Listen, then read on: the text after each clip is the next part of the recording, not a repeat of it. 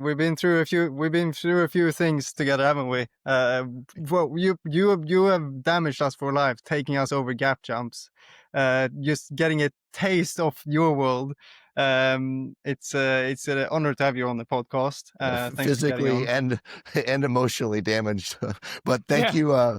No, seriously, thank you guys for coming over and believing in that. Especially, you know, I know Timmy the first year. Well, you guys won back-to-back first and second ever events that we had. So thank you for not letting an American win for forever. Yep.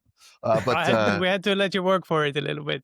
But yeah, but the gap jump though, just you doing the gap jump, Timmy, like legitimized, like it's like I think between you and Matthias Ekstrom coming over, like that was without that but we would have never been anything. I did not want to do it, and Matthias wanted to do it even less. But do you remember the speech? Do you remember the speech that you gave to everyone before we actually started racing? I certainly remember it. I will never forget it. Should I say? Go for it. Yeah. So, like we did some practice, and some people tried the jump, myself included, when I damaged the car pretty heavily. And we all had this discussion about, no, it's too dangerous and let's not do it and it's safety. So Travis brings all the drivers only into your motorhome. You sit down and you give this American film kind of speech where and the punchline being that, guys, let's do this jump, let's do this race, and let's be able to tell our grandkids that we raced when men were men. I don't know. It was like the music was playing in the background, but it wasn't. In my mind, it was. Yeah, in my mind too. Everyone was like, "All right, let's go." So I was like, "Yes." So out of that motorhome, and everyone being like fully pumped, like, "Let's do that jump. Let's do the jump." I was like, "I know this can work." The jumps. So it's funny until probably, you know, round 2 or whatever or when we had the series, like Scott Speed was so against the jumps. He's like, these are stupid because usually you put the jump in the middle of the straightaway. Anyone that has a run, it messes up the passing opportunity. And we had this track in Minnesota, and it had a left turn, a jump, and a right turn. And depending on how far you jumped, it was how well you could set up the next corner, and how fast you came out of the corner before was what line you could. So I made almost a second and a half. It was 1.3 seconds. I was faster than Scott Speed from the left to the jump to the right. And ever since that moment, Scott was like, oh, like jumps can actually be an obstacle that makes sense. And it clicked in his head. And he's been I wouldn't say he's a fan, but you know, after he broke his back on the tabletop, he's like, these are stupid. Yeah, well, they are dangerous, but that's also why they're legendary. Like showing up and coming into the paddock for that first ever Nitro World Games event. And then you see that like massive jump. Like when you stand there in person and you get that impression, I cannot imagine how you thought that this is a reasonable size. Yeah. Well, honestly, the sizing of the jump is pretty funny because at about 70 to 75 miles an hour, aero affects vehicles. So the first year when it wasn't all the same vehicles, you know, the Subarus flew very front end down because they just, how the aero was set up, they needed more weight on the front end. Aero wise, and the Volkswagens were front end super high. So after about 70, 75 miles an hour, aero is exponentially magnified. So at 80 miles an hour, the Subarus would have done a front flip, and the Audi, or, you know, the Volkswagens would have done pretty much a backflip. You know, that was better when you had the Group E, when all the cars were aero. Well, there wasn't like a lot of aero. No, it was just power, and they were all kind of the same boxes. But yeah, and also motorcycles, stock gearing goes about 75 miles an hour. So if I can get a jump that's approximately, you know, 100 to 140 feet in your sweet spot, I can just hit it as fast as the motorcycle will go at 10 degrees angle, and I can borrow a bike off any showroom floor. So that's where the jump distances come from. So as a physician, don't you say? You have to calculate everything perfectly as well. It's not only just being, you know, getting off there and riding, taking, you know, shaking the wind. It's really, you have to know your stuff to build, you know, incredible features. Well, everyone thinks also the bigger the jump, they think the more dangerous it is. But the taller the jump, the longer the landing can be at the angle that you need it to land softly. Yeah. So if you have more dirt, you can build the jump huge. And even if you miss it just builds you a bigger margin. It's You know, so exactly it's what you interesting. said. Like you mentioned Scott breaking his back there. Like I think a lot of people misremember it from being the big jump that he broke his back on, but it was actually the slowest jump. That jump coming out of the last turn. Yeah. So And that's exactly in what you said now.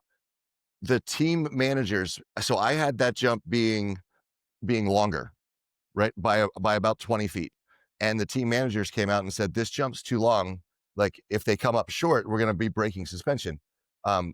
So it has to be, you have to shorten it up. So I was trying to build the track the first year, like even though it looks more dangerous when you have something bigger, you know, like I put chicanes before some of the jumps or tabletops. This last year we had 2 years ago, we had a jump before the jump, and everyone, they lost it before the race. They were like, what, like, why on earth? I said, because the first jump gives you a time that you can't possibly land that jump where you need to and overshoot the next one by enough to, you could probably still go long, but you're not going to break your back long.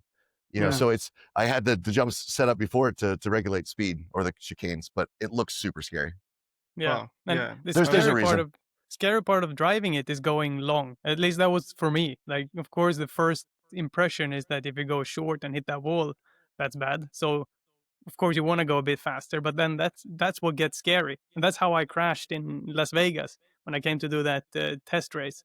I Yeah. didn't want to go up short, so I brought a bit extra speed, landed wide, and suddenly that concrete wall was very, very close, and I had a lot of speed. I had Straight nothing into to it. do with Vegas design. That was, I got there, I was like, oh, this is going to be, we're going to destroy so many cars. And it wasn't really on the jumps, or it was just, I Mm. learned a lot about track design, and that race car drivers don't usually have motocross riders backgrounds. And with a motorcycle, you can bump into someone really hard, and it's you that gets hurt, not the vehicle. Yeah. Yeah. So I tried to make the high lows like, Timmy, we had a race, and that's how I envisioned this working, where the outside was steep and the inside, you know, like off cameras inside, steep outsides. But with the car drivers, you really couldn't come that high low, the outside inside, because people just ran into each other. They weren't Mm. like setting it up Yeah. like dirt bike riders kind of do. And you got to have that respect for the other person, which I really appreciate. You know, when you guys came over, um, you were actually listening to your spotters. You knew if there was someone on the inside. 'Cause I over jumped a jump, and I was coming to make an inside pass on Kevin, or not pass, but it was way too aggressive. And I realized there was no way I was stopping. So I pinned it wide open. I'm like, if his spotter doesn't tell him I'm coming on the inside, like we're going to have it's going to look like I just crucified him. And you checked up. I Yeah. went flying by, and you caught on the inside. I hit the Yeah. outside berm, and I'm like, okay, it looked cool. And I was like, oh, that's great racing. I'm like, no, the only reason that wasn't me being a complete, sorry for my language, was because you guys have the racecraft and the spotters and the understanding of what's going on, that you can race how these tracks were designed to be raced. But when you go out there at times, when everyone's just taking the best line, they're like, oh no, well, this is my right of way. So that's when you have NASCAR has a different set of rules. Then F1 has a different set of rules. Then rally, you don't have to, like Chris Meek. Chris is actually at the house right now, which is cool. But like Very Chris, cool. Nice. he was like the fastest one at every first lap of practice, and all the other race car drivers would get up to his speed. You know, the guys that were getting better every lap. But when it came down to the race, he just didn't have, he has motocross background, but he wasn't used to where he has to position his car. So it was, you know, and then I took him out the first one. That was totally on me, but you know, for the most part. Yeah, Happens, but I doesn't think it? the only one who could really maximize all those lines, because it was kind of a motocross track built for cars, right? At least that's how I felt it. Like you were the only one who were creative enough to actually go for that outside line way out. Like in that race that you mentioned, you and I had in Salt Lake, you overtook me. You were behind. You went high on the banking, and then you came out ahead of me. Like for me, that was like undoable. Like I've got this line, I'm on the inside, I'm safe, and suddenly, boom, you're there. And then we end But up having. you were already thinking of the next corner. You have to think of how this is going to make the next corner. Like you got, you know, Scott Speed and Kevin Erickson, they just went for each other. And Yeah. they just, you know, when you have bad blood, you can, but if you think about it, you're like, okay, he can pass me here. And as long as I can get back to this spot and I can get to this spot. So that's when the corners, and, you know, it was super dusty. We had a lot of issues with all the tracks. They weren't perfect by any means, but I like that Timmy, you knew that you were faster than I was. You knew that you could do a better lap. So it gave you that little bit, in my mind anyway, it gave you that little bit of confidence to go, okay, I'm going to let this pass clear because I know I can make a move here. I know I have another chance. And it allowed, instead of thinking like a lot of times, if I have the lead, I'm like, well, if he gets by here, I don't know that I can reel that person back in or that I'll ever be in a position. So you block their line. It slows you both down, and that's always frustrating, especially when you're not battling for the lead. When you're like, dude, you're slowing us both, or whoever's, battling, you're like, let's work together and try to, whatever it is.